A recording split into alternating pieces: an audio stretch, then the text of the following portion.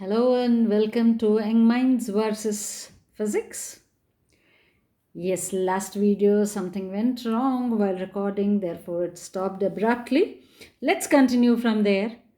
So don't get confused when we say that when A is equal to B, then the resultant bisects the angle between the two vectors. Don't get confused with A is equal to B to A bar is equal to B bar. So when it is A bar is equal to B bar, it means that both the vectors are equal and they have same direction and same magnitude. But when we sorry, but when we say A is equal to B, that means the directions may be different and only magnitudes are equal. So we didn't specify about like direction here, right? So in the case while we were discussing, both the directions are different because they have an angle between them, which is a non-zero angle, right? And finally we have proved that to be like when A is equal to B is equal to R, then the angle is 120 degrees. Okay, so dear young minds, don't get confused with A is equal to B to A bar is equal to B bar. Okay, right. So now to prove that, right, A is equal to B is equal to R, just now what we have discussed, that this is their existing case as when A is equal to B is also equal to the magnitude of the resultant vector. Then this is possible only when angle between the two vectors is 120 degrees. Okay, that case we are going now to see, right? So here first let's use the condition that A is equal to B. Let's use the condition that A is equal to B. If it is A is equal to B, we have already seen that the resultant is 2A cos theta by 2. Again, I repeat, it is not A and B are not equal vectors, but their magnitudes are equal, right? So now this is R is equal to 2A cos theta by 2, where the magnitude of the resultant is R. Now the next part of the condition that this is also equal to magnitude of the resultant. Thus, in place of R, you are taking A, and now while proceeding further, you got it to be cos theta by 2 is A will get cancelled, it is 1 by 2. Cos 60 degrees is 1 by 2. Therefore, theta by 2 is 60 degrees here. Because in place of theta by 2, if you put 60 degrees, cos 60 is equal to 1 by 2. So, therefore, what is 60? Theta by 2 is 60 degrees.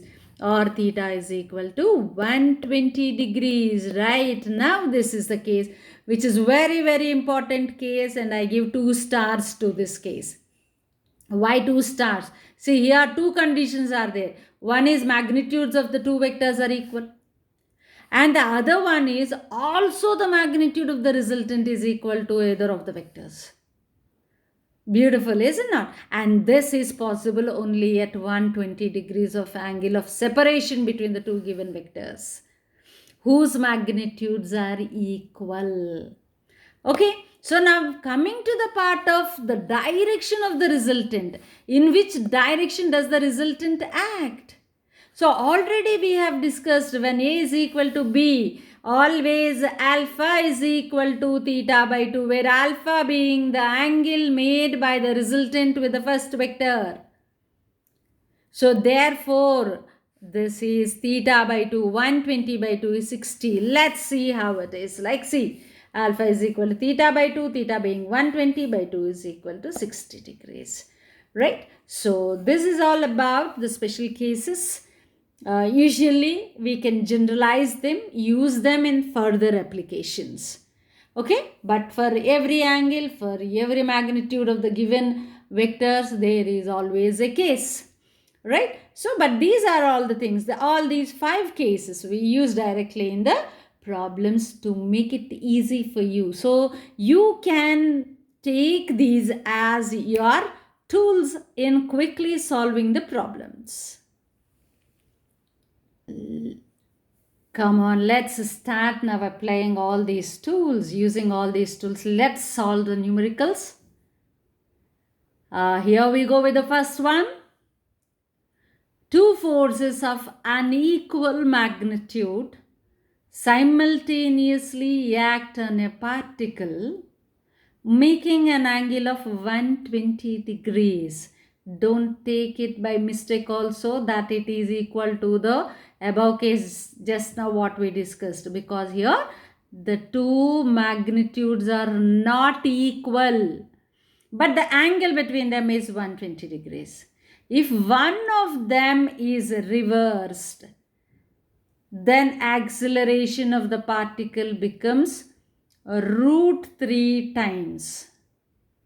Calculate the ratio of magnitudes of forces. Very good. So what is given here? Two forces are there. So let us imagine them to be F1 and F2. And what is the angle of separation between them? Theta is equal to 120 degrees. Okay.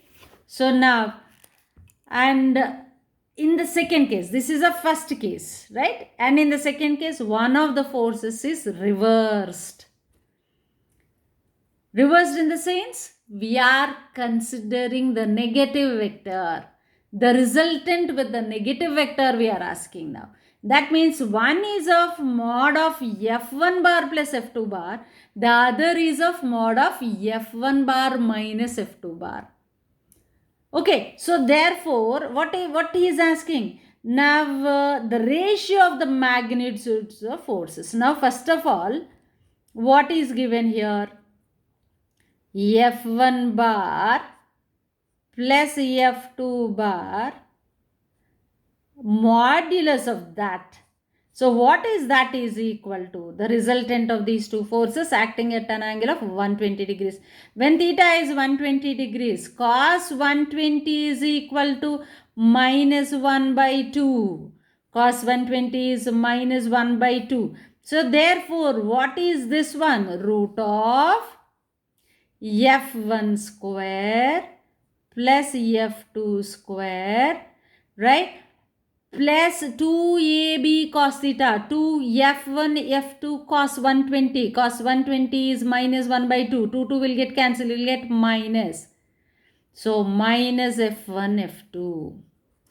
This is the case when both the forces are acting, right, on a body simultaneously. Now we are going to reverse one of the forces. So that means you have f1 bar minus f2 bar modulus is equal to root of f1 square plus f2 square. Here it should be minus 2ab cos theta. We derived it, is it not? Like subtraction using parallelogram law of vectors, right? So, but here minus of minus, it will become plus. 2.5 will get cancelled. So, you are having f1, f2.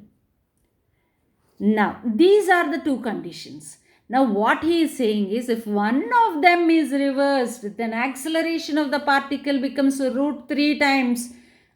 That means if we take the first one as some MA, the second one will be root 3 MA, right? And MM are common, right? So, they'll get cancelled. So, therefore, you can write this as this is equal to, right, A by root 3A. I am writing only for your convenience.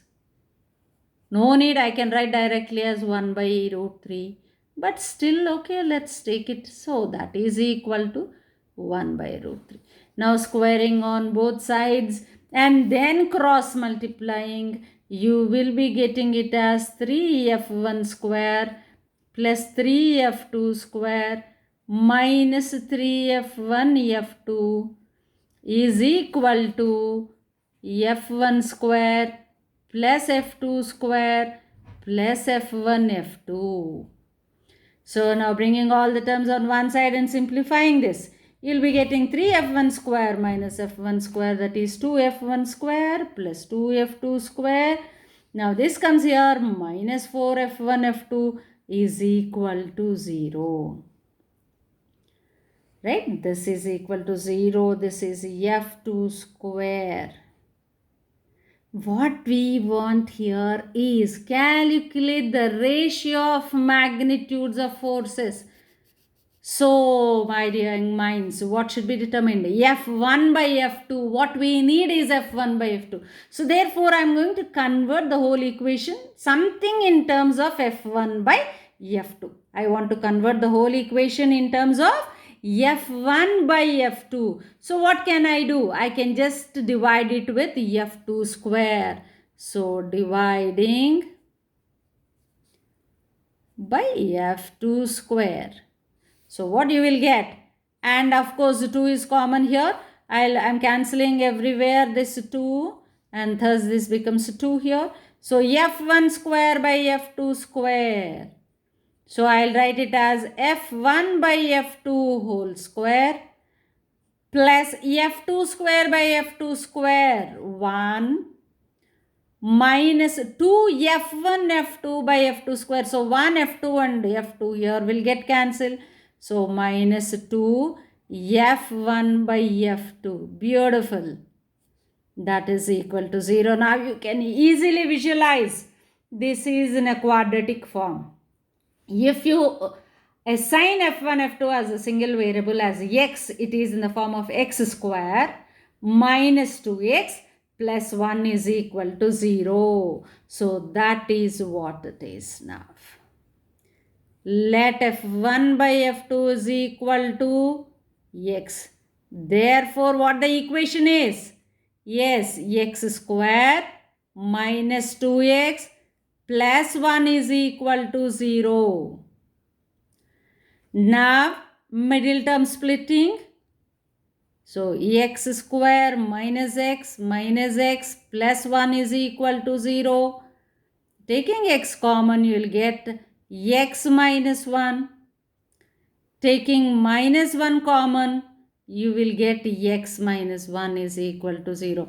That means you have got in, like both the roots are equal, x minus 1 and x minus 1 is equal to 0. That means you have x is equal to 1. Beautiful. But what is x? What is x? X is F1 by F2. X is F1 by F2. Thus, you got the ratio of F1 and F2. Ratio of the two forces, their magnitudes is 1. A very beautiful problem. Very beautiful problem. You can pause, think for a while, try to understand it, and then you can also copy the solution. Come on, next with the second numerical. The resultant of two forces yet right angles is 5 Newton. So first condition is theta is 90 degrees, right angles. So F1 square plus F2 square, two forces are given. I'm taking them as F1 and F2. Root of F1 square plus F2 square is 5. Or here you can directly write F1 square plus F2 square is equal to 25. It makes our job very, very easy. Okay, from next time onwards, I'll take directly. Okay, when the angle between them is 120 degrees, now again, theta is 120, cos 120 is minus 1 by 2. And you know how to write it. The resultant is root 13. Then the forces are dash and dash.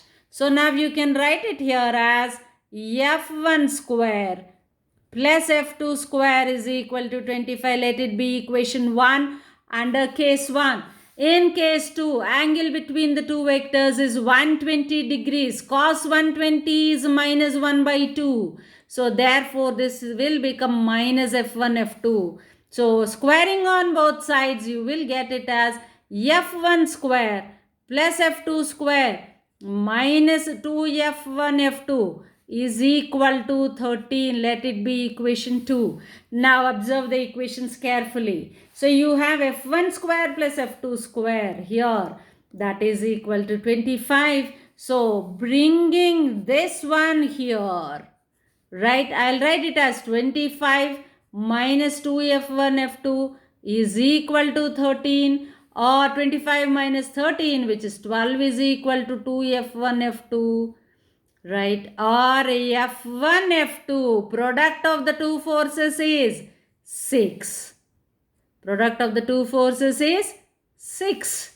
So you have two equations here. f1 f2 is equal to 6. f1 square plus f2 square is equal to 25. Here, dear young minds, if at all the question is with the options, that means if it is a multiple choice question rather than the integer type of question, here itself you can stop the problem and then you can choose from the options which will satisfy these two conditions. f1 into f2 is equal to 6, f1 square plus f2 square is equal to 25. And of course, easy to guess, is it not? So what do we have? f1 into f2 is equal to 6 means 3 2s are 6, right? 3 3s are 9 plus 2 2s are 4. So 9 plus 4, 25. Did we do any mistake here? Yes, 2 doesn't exist here. Sorry, because it is cos 120, 1 by 2, 2 will get cancelled. f1 f2 is equal to 13. So therefore, now product of f1 and f2 is 12. Product of f1 and f2 is 12. That is 3 4s are 12.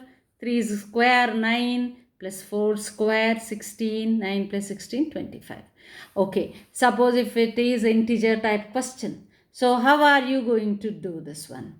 So you will be taking this one again into consideration, right? So f1 square plus f2 square minus f1 f2 is equal to 13. Now, as we did in the previous problem, okay, as we did in the previous problem, you can take like divide with f2 square or f1 square, make the whole in terms of f1 by f2. So you will be having f1 by f2 value and f1 into f2 value. Hence you can find out f1 and f2 separately. Clear? So this is very, very important. Using this kind of thing, like dividing the whole equation with f2 square, you will get again something like a quadratic equation. You will be finding f1 by f2 value. You will find f1 by f2 value, how you have determined in the previous case, and you have already f1 into f2. So using these two, you can solve the equation and then find the values. Right. So again, take like you can take a pause and then copy. It's a very direct and simple problem. Nothing much to be like conceptual. Just direct substitution. Only simplification you have to take care of. Like, but here if it is like it is not a what do we call as optional question, a question with multiple choice, then you have to go by the previous problem method, right? Chalo. So let's move on to the third numerical. Two vectors f1 bar and f2 bar, each of magnitude f. So that means f1 is equal to f2 is given. As you are reading the problem, you should come to conclusions line by line, and are inclined to each other such that their resultant is equal to root 3f. And they are inclined in such a manner that the resultant is root 3f. Then find mod of f1 bar minus f2 bar. Right, the question is very, very simple. f1 bar plus f2 bar under mod is, right, since f1 is equal to f2, that means when a is equal to b, you have 2a cos theta by 2. The same is here, 2f cos theta by 2 when f1 is equal to f2 is equal to f. Perfect. Now f1 bar minus f2 bar is equal to 2f. In place of theta, you have to substitute 180 minus theta. You know you have done this general case in parallelogram law of vectors, subtraction concept, right? So this is 180 minus theta by 2. That means 90 minus theta by 2. Cos 90 minus something gives you sine. It is in the first quadrant, so therefore positive. That is 2f sine theta by 2. So here that means the resultant when f1 bar minus f2 bar we have, and f1 bar plus f2 bar. Now we have to find out this case, right? So now what is given to us? We understood the problem, what to do now, right? But what is given? So f1 is equal to f2 is f, and are inclined to each other such that their resultant is root 3f. That means this is root 3f. This is root 3f. So let's bring it here. So 2f cos theta by 2 is equal to f root 3. This is equal to f root 3. F and f will get cancelled. Now cos theta by 2 is equal to root 3 by 2. So cos of a particular angle is root 3 by 2. That is cos 30 degrees is root 3 by 2. Implies theta by 2 is now 30 degrees. Right? So thus you will get theta as 60 degrees. Therefore theta is 60 degrees. We could find the value of theta. Like from the given information, we could find the value of theta. Now, what should we do? Very simple. What is asked? Mod of f1 bar minus f2 bar is asked. So, substituting in this, therefore, mod of f1 bar minus f2 bar is equal to 2f sine theta by 2. 2f sine theta, here we got it to be 60 by 2, which is sine 30. Sine 30 is 1 by 2. So 1 by 2 and 2 will get cancelled. That is equal to f. So f1 bar minus f2 bar modulus is equal to f. This is the answer. This is the solution for the problem. So now the next one. The resultant of two forces of magnitudes 4 Newton and 4 root 2 Newton makes 90 degrees with the smaller force.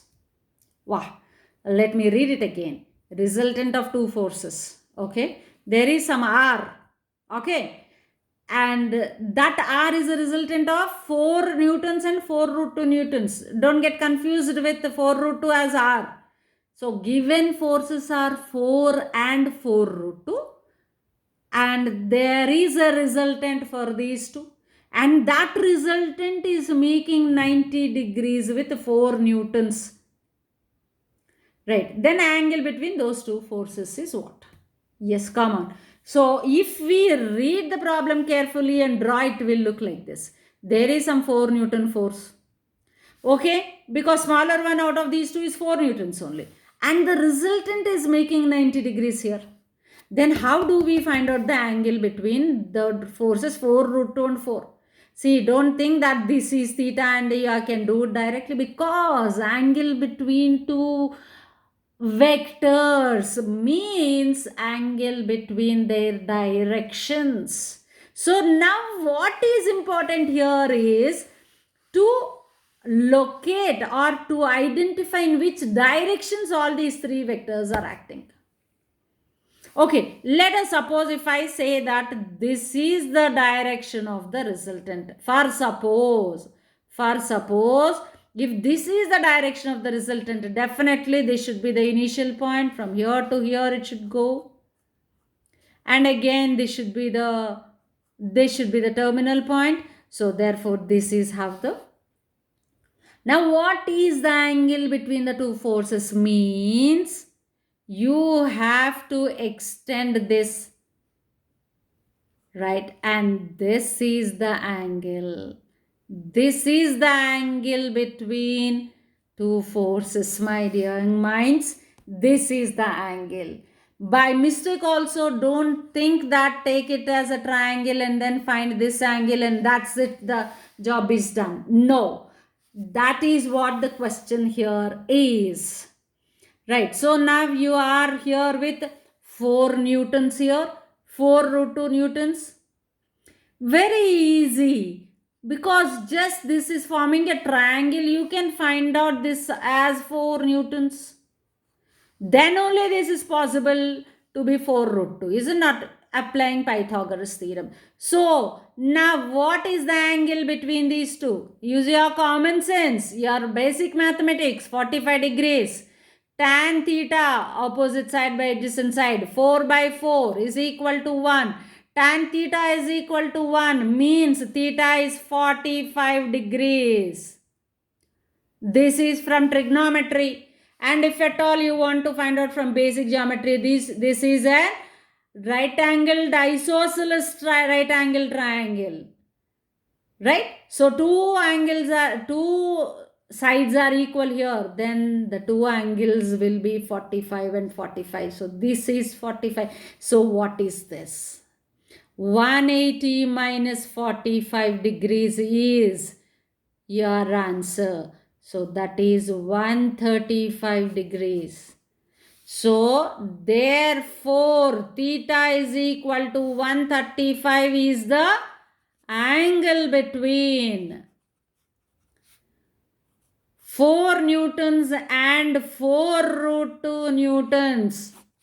Very, very important concept. Very direct problem if you understand the concept and know how to mark the directions. That is very important here. Chalo, pause for a moment. Try to understand this. And here I will allot some job to you, right? So just I'll read out the problems and see if you can try by yourself. Then you can post me a video, or you can also give the answers in the comment box, right? And then here the questions are: the coordinates of moving particle at any instant of time is given by x is equal to at square and y is equal to bt square. Then speed of the particle is. So here is the hint for you. You can find out the speed along x direction and speed along y direction, then thus find the resultant. A particle slides with a speed of 3 meter per second at p. When it reaches q, see, you can see that it is a curved motion or curved path. So here along the curve, right? So here it is sliding and it is reaching q. By the time it reaches q, its speed is 4 meter per second. After describing an angle of 60 degrees, right, at O, then find the change in the velocity from P to Q. Find the change in the velocity from P to Q.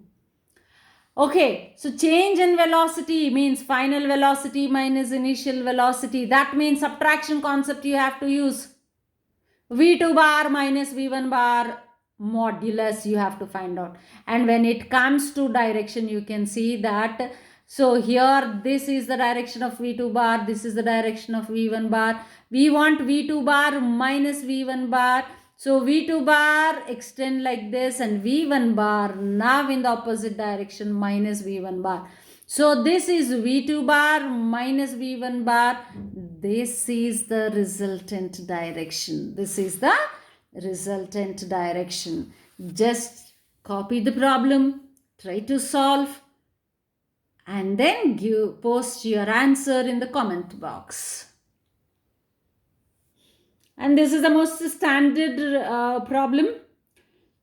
Of course, I think you people will be able to do it in the regular hexagon shown in the figure. So AB bar plus EAC bar EAB bar plus EAC bar, if I write like this, plus AD bar, so plus AD bar, this one, plus EAE bar, if I draw it like this, plus EAF bar, right? From this one, AB bar, AC bar, AD bar, AE bar, EAF bar, sum of all these vectors. So what is this? Come on, children, young minds, right? Solve the problems and give the answers in the comment section. In the next video, I'll show you the solutions. Bye bye for today.